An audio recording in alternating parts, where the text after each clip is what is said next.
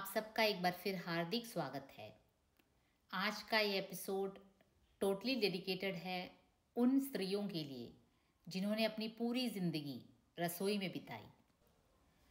वैसे ताज्जुब होता है, जितनी भी नारी मुक्ति आंदोलनें चली, फर्स्ट वेव फेमिनिज्म से लेकर आज तक, इन सब के बावजूद 21वीं सदी में रसोई चर्चा का विषय बना है। रसोई का चर्चा के केंद्र में आना यही साबित करता है कि एक मेजॉरिटी स्त्रियां आज भी रसोई की चार दीवारी में घुट घुट कर जीने के लिए मजबूर है। हाल ही में मलयालम में एक फिल्म रिलीज़ हुआ, the great Indian kitchen. Jio baby का फिल्म था और स्ट्रीमिंग प्लेटफॉर्म था OTT प्लेटफॉर्म नी स्ट्रीमिंग में इसका रिलीज़ हुआ।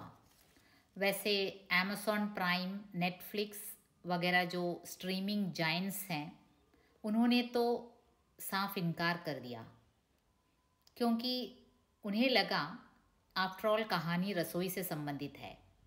रसोई घर घर में होती है और इसमें भला कौन सी बड़ी बात हो सकती है, स्वाभाविक सी शंका है। लेकिन फिल्म तो मानो छा गई।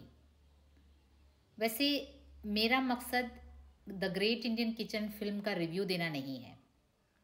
हाल ही में ममता कालिया जी का उपन्यास सपनों की होम डिलीवरी में भी रसोई का रसतंत्र बताया गया है, और अभी कुमार अम्बुज जी की कहानी माँ रसोई में रहती है पढ़ा तो लगा तीनों में एक पैटर्न है। चलो कुमार अम्बुज जी की कहानी से शुरू करते हैं। वैसे कुमार अम्बुज जी की ये जो कहानी है, माँ रसोई में रहती है, इसका बेसिक स्टोरी लाइन एकदम सपाट है। एक माँ है जो हमेशा रसोई में अपनी ज़िंदगी गुजारती है। इसमें सतही तौर पर देखें तो कोई ख़ास कौतूहल उत्पन्न नहीं होता।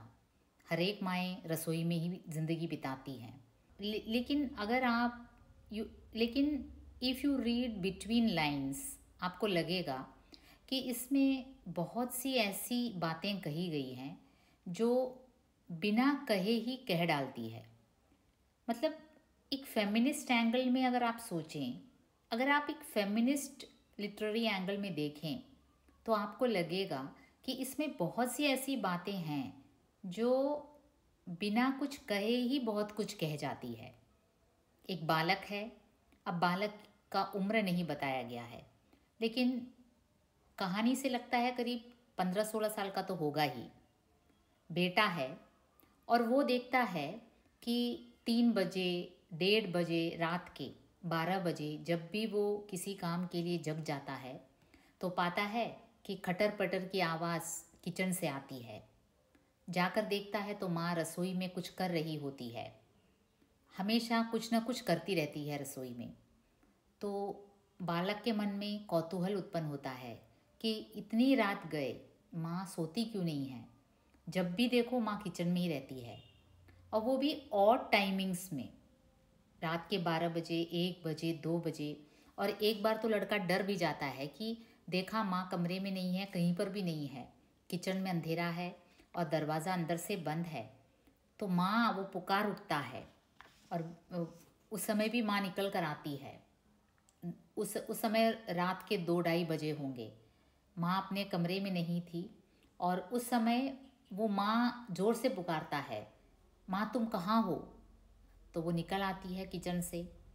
तो ये हमेशा, तो ये लड़का सोचता है कि वो देखता है, वो सोचता है, और वो इस बात में चिंतन मनन भी करता है कि आखिर दुनिया कहाँ से कहाँ निकल गई, स्त्रियाँ क्या क्या कर रही हैं, लेकिन मेरी माँ है जो ये किचन रूपी पिंजरे में बंद है। वो इस प्रकार उसे व्यक्त करता है। वो यूं पूछता है, आजकल स्त्रियां क्या क्या काम नहीं करती, तुम कभी कभार बाहर भी घूम आया करो, यहाँ इस पिंजरे में क्यों बंद रहती हो। देखो, यहाँ एक लड़का सोचता है, लड़का रसोई को एक पिंजरे का मेटाफर देता है। वो पूछ रहा है कि आप इस पिंजरे में क्यों बंद रहती हो। और उसने ये भी देखा कि इस पिंजरे में एक खिड़की है, एक रसोई दक्षिण की ओर, वो यहाँ कहता है, इस प्रकार कहता है कि वहाँ एक खिड़की है और उस खिड़की के बारे में वो यूँ कहता है, माँ फुर्सत में कभी अकेली बैठी दिखेगी भी तो अपने प्रिय 1 फुट ऊंचे स्टूल पर, वहीं रसोई में। यह स्टूल मेरे जन्म से भी पहले का है। या फिर थोड़ी देर के लिए खिड़की पर खड़ी दिखेगी, कहीं खोई हुई, खिड़की के पार न जाने क्या देखती हुई। मुझे लगता है दक्षिण दिशा का पूरा आकाश उसे पता है। वो इतनी बार खिड़की से झांकती हुई दिखी है। लड़का देखता है कि कई बार माँ खिड़की से, मतलब कि बाहरी दुनिया को देखने का ज़रिया, एक नज़ारा उसे केवल इस खिड़की से मिलता है।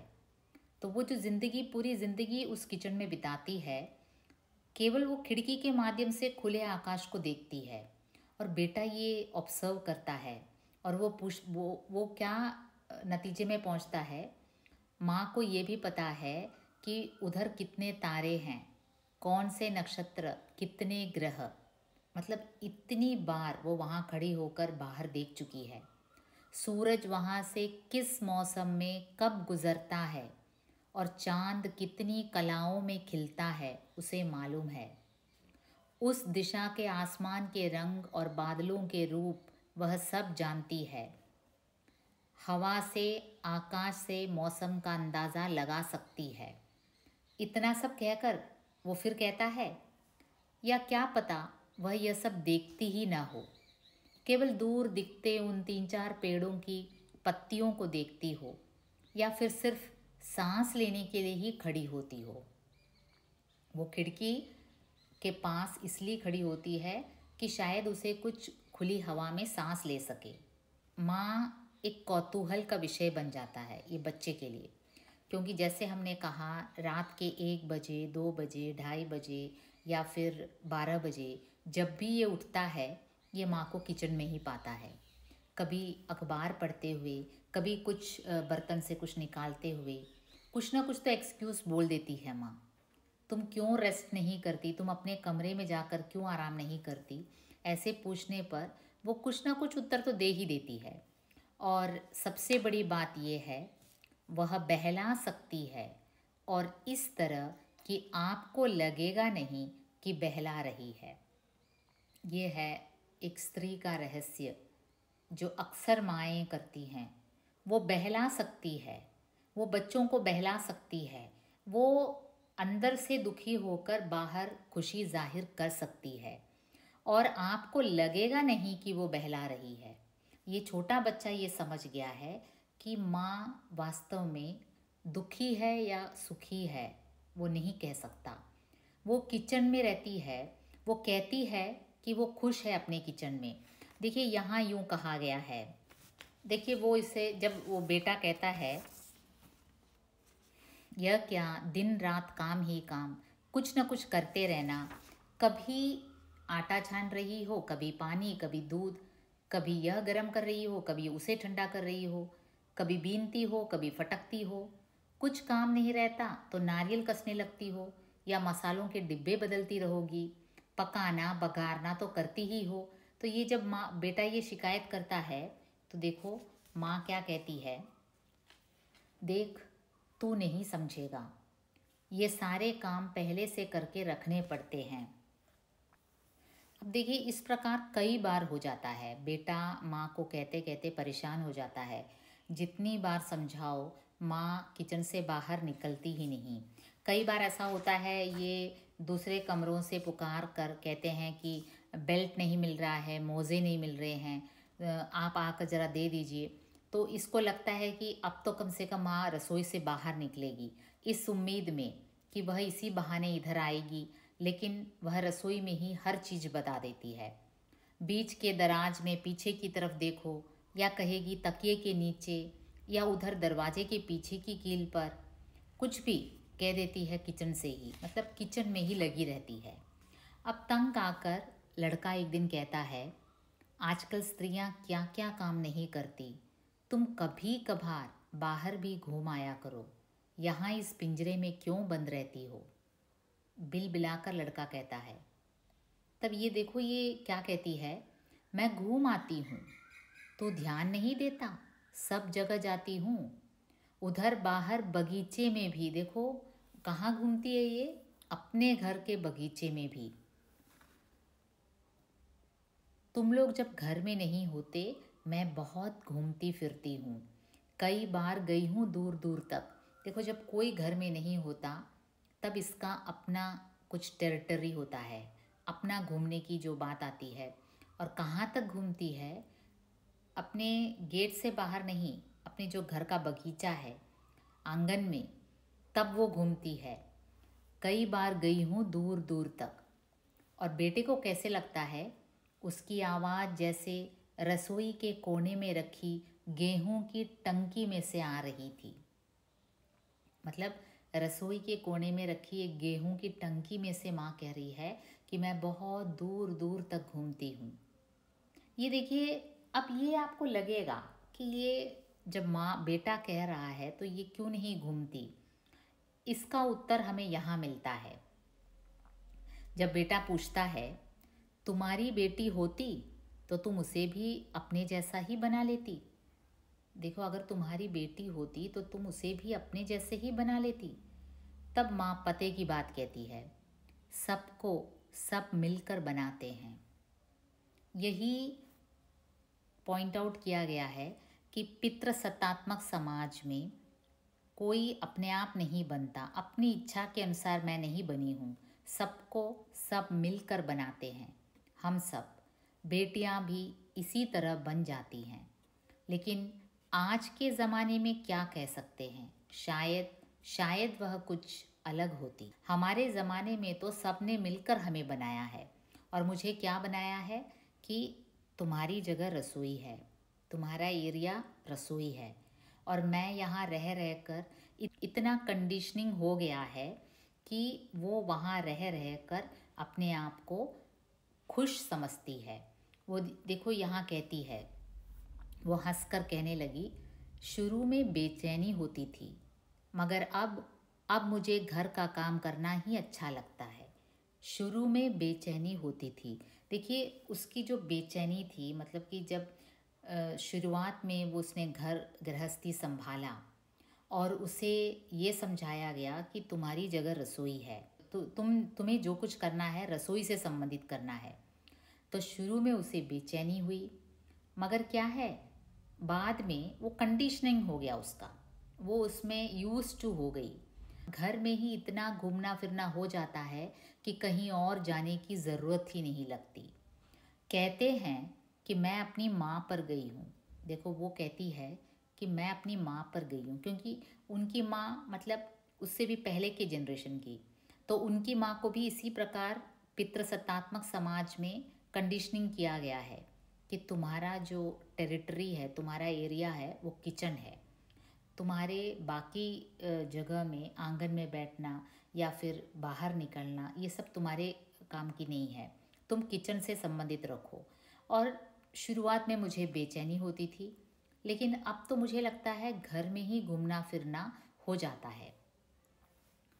ये छोटी सी कहानी है, जैसे मैंने कहा इसमें कोई स्टोरी लाइन आप कुतूहल पूर्वक ये जानने के लिए इसे रीड करें, ये पॉसिबल नहीं है। ये इस कारण आशावादी है कि ये एक पुरुष ने लिखा है। एक बालक के मन के कौतूहल के ज़रिए एक पुरुष का कौतूहल, उसकी मानसिक अवस्था को यहाँ दिखाया गया है। पुरुष चाहता है कि उसकी माँ अन्य स्त्रियों की तरह दुनिया देखें, बाहर घूमें, रसोई छोड़कर बाहर आए। ये एक बहुत अच्छी बात है। ये बदलाव पुरुष मानसिकता में आना चाहिए, तभी समाज में ये बदलाव आएगा। वैसे हमने देखा ये जो जियो बेबी का film the great Indian kitchen, जिन्होंने ना देखा हो ज़रूर देखिए, क्योंकि उसमें भी यही कहा गया है। लेकिन उसकी नायिका एक स्टेप आगे बढ़कर उस पूरे बंधन को तोड़कर निकल जाती है, नौकरी के लिए जाती है और अपना जीवन उस व्यक्ति से ही संबंध तोड़ देती है, क्योंकि रसोई में रह रह कर उसका घुटन जो उसने अनुभव किया, वो एक लिमिट के बाद सीमा पार कर जाती है। और एक जिक्र मैंने किया ममता कालिया जी का उपन्यास सपनों की होम डिलीवरी, उसमें उसकी नायिका है रुचि शर्मा। वो एक शेफ़ है, किचन से संबंधित है, मतलब कि वो कुकरी शेफ़ है, लेकिन अपने फ्लैट में, अपने किचन में वो ज़्यादा कुक करना पसंद नहीं करती। और उसका रीज़न उसने यूँ बताया है। उसमें रुचि शर्मा जो नायिका है वो कहती है, बेवकूफ़ लड़कियों, क्या तुम्हें नहीं मालूम हिंदुस्तानी औरत के गुलामी की नींव रसोई घर में ही पड़ती है। देखिए, हिंदुस्तानी औरत की गुलामी की नींव रसोई घर में पड़ती है। ये ममता कालिया जी का उपन्यास है। इसका प्रकाशन वर्ष 2016 है, इसका प्रथम प्रकाशन 2016 में, यानी कि 21st सेंचुरी में ममता कालिया के उपन्यास सपनों की होम डिलीवरी में यूँ कहा गया है कि हिंदुस्तानी औरत की गुलामी की नींव रसोई घर में पड़ती है। तो ये एक कॉमन पैटर्न है। रसोई आजकल चर्चा का विषय है। और ये रसोई का ये जो खिड़की है, काफ़ी अच्छा मेटाफर के रूप में यहाँ लेखक ने यूज़ किया है। कहानी का अंत भी इस प्रकार होता है कि रात बीच में जब मेरी नींद खुली तो मैंने दूर से ही देखा कि खिड़की से रसोई में चांदनी आ रही थी, और उस दूधिया चांदनी में माँ खिड़की पर खड़ी थी, एकदम सीधी, तनी हुई। उसके पाँव में किसी मोच या चोट का असर नहीं था। वह खिड़की के पार देख रही थी, शायद चांद, शायद पेड़, शायद कुछ नहीं। मतलब कि अब भी लड़के के मन में यही शंका है कि माँ एक्चुअली क्या देख रही है, क्या निहार रही है।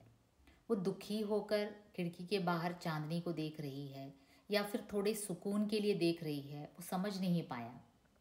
फिर वह धीरे से मुड़ी और स्टूल पर बैठ गई। उसने दीवार से सिर टिका लिया और आंखें बंद कर ली।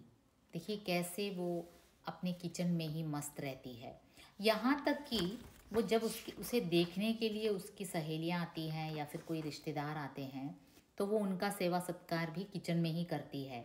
देखिए जैसे यहाँ कहा गया है, साल में एक आध बार मौसी बुआ को पत्र लिखती है तो वही रसोई में बैठकर। बगल की चाची जी या पड़ोस की लड़कियां अक्सर ही घर में आती हैं, उन्हें भी वह रसोई में ही बैठाती है। एक छोटी सी चटाई है जो कभी टूटती फूटती ही नहीं है।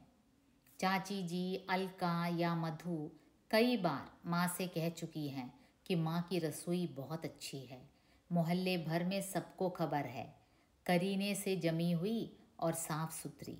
अगर वर्जीनिया वुल्फ ने रूम ऑफ वंस ओन की बात कही, यहाँ अ किचन ऑफ वंस ओन, यहाँ ये किचन में ही अपना एक राज्य बना बैठी है, किचन में ही सुकून पा रही है। कि किचन में उसे परिस्थितियों ने उसे किचन से बांधे रखा, और बाहरी दुनिया को देखने का एक नज़रिया केवल वो छोटी सी खिड़की है। इतना सब होते हुए भी इतना कंडीशनिंग हो गया है नारी का कि वो किचन में ही मस्त है। किचन में ही किचन को इतना साफ सुथरा और करीने से सजाती है कि उसके मित्रों में, उसके सगे संबंधियों में ये चर्चा का विषय है कि माँ की जो रसोई है वो काफ़ी साफ सुथरी है और करीने से जमी हुई। तो आशा करती हूँ इस प्रकार के जो लिटरेरी रिप्रेजेंटेशंस हैं, चाहे वो कहानी हो, चाहे उपन्यास हो, चाहे फिल्म हो, लोगों की सोच में बदलाव ला सकता है। क्योंकि द ग्रेट इंडियन किचन जब रिलीज़ हुआ तो कईयों ने इसे एकदम से स्वीकारा, और तब जाके आप अगर उसके कमेंट बॉक्स में देखेंगे तो कितनों ने कहा कि अभी मुझे पता चला मेरी माँ फुल टाइम किचन में ही थी, और मेरी माँ की जो, हमारी जो माँओं की जो एफ़र्ट्स हैं वो हमने अनदेखा कर लिया। और गौर से सोचने पर उन्हें पता चला कि सच ही है, इतना परसेंट स्त्रियां अभी भी किचन से ही बंधी हुई हैं। आप चाहे कितनी भी बड़ी नौकरी में हो, कितने भी बड़े ऊंचे पद पर हो, लेकिन शाम को जब पति पत्नी घर आते हैं तो after all it's the wife's duty to go to the kitchen. अब आश्चर्य की बात यह होती है कि आप बाहर निकलें तो जितने भी फास्ट फूड रेस्टोरेंट्स हैं, जितने भी अच्छे अच्छे शेफ्स हैं, सभी पुरुष मिलेंगे।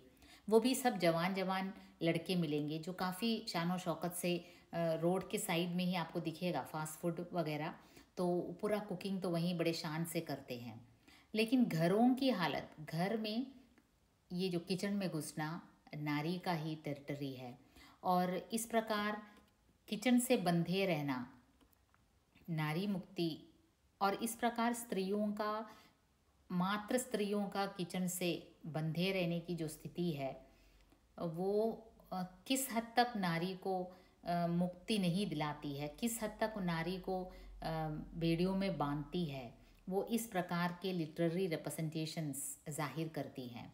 और जियो बेबी एक पुरुष हैं और कुमार अम्बुजी भी पुरुष हैं, और पुरुषों की सोच में जब ये बदलाव आता है तो ये होप कर सकते हैं कि समाज में भी बदलाव आएगा। तो हम एक अपलोडिंग में एक अलग विषय लेकर आपके सामने हाजिर होंगे।